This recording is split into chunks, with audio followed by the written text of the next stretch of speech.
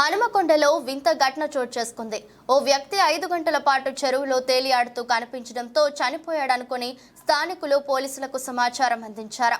దాంతో చెరువు వద్దకు వచ్చిన పోలీసులు ఆ వ్యక్తిని బయటకు తీసేందుకు ప్రయత్నిస్తుండగా లేచి నడిచి రావడంతో అక్కడ ఉన్న వారంతా నోరెళ్లబెట్టారు. వివరాల్లోకి వెళ్తే కేయూసీ పోలీస్ స్టేషన్ పరిధి రెడ్డిపురంలోని కోవెలకుంటలో దాదాపు 46 ఏళ్ల ఓ వ్యక్తి సోమవారం ఉదయం 7 గంటల నుంచి మధ్యాహ్నం 12 గంటల వరకు నీటిలో తేలియాడుతూ కనిపించాడు. దాంతో స్థానికులు అతడు చనిపోయి ఉంటాడని అనుకున్నారు. వెంటనే ఫోన్ చేసి కేయూసీ పోలీసులు 108కి సమాచారం ఇచ్చారు. వారి సమాచారంతో అక్కడికి చేరుకున్న పోలీసులు ఆ వ్యక్తిని బయటకు తీసే క్రమంలో అతడు లేచేసరికి అవాక్కయ్యారు. ఇక్కడ చల్లగా ఉందని నేను రెస్ట్ తీసుకుంటున్నా, నేను చనిపోలేదు, బతికే ఉన్నా అంటూ చెప్పుకొచ్చాడు. తన పేరు శ్రీనివాస్ అని, తన స్వగ్రామం ఏపీలోని నెల్లూరు జిల్లా కావలి అని కూడా చెప్పాడు. తాను కాజీపేట సమీపంలోని ఓ గ్రానైట్ కంపెనీలో 10 రోజులుగా వేడి వాతావరణంలో పనిచేస్తున్నానని తెలిపాడు. అందుకే చెరువులో పడుకొని విశ్రాంతి తీసుకుంటున్నట్లు చెప్పాడు. 50 ఇస్తే తిరిగి కాజీపేటకు వెళ్లిపోతానంటూ పోలీసులను అభ్యర్థించాడు. ఈ ఘటన స్థానికంగా కలకలం సృష్టించింది.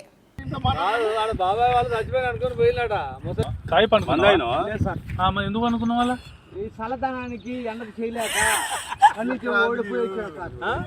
కన్నీకి పోయి ఓడిపోయి వచ్చాను గెలవలేక. ఏం చేసావు? 10 రోజుల నుంచి గణేట్ చేత నాతో గట్టించి నా కష్టం దోచుకొని గణేట్ రాయ్ కట్టు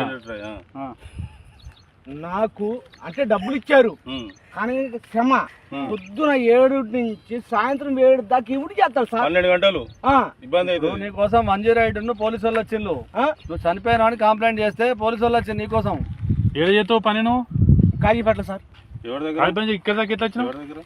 ఎవడే లేదు సార్, అడ్డమైందే. అంతేనా? తీసుకుపోయాడా, వదిలిపెట్టాడా, అయిపోయిందా పని, ఇచ్చాడు డబ్బులు.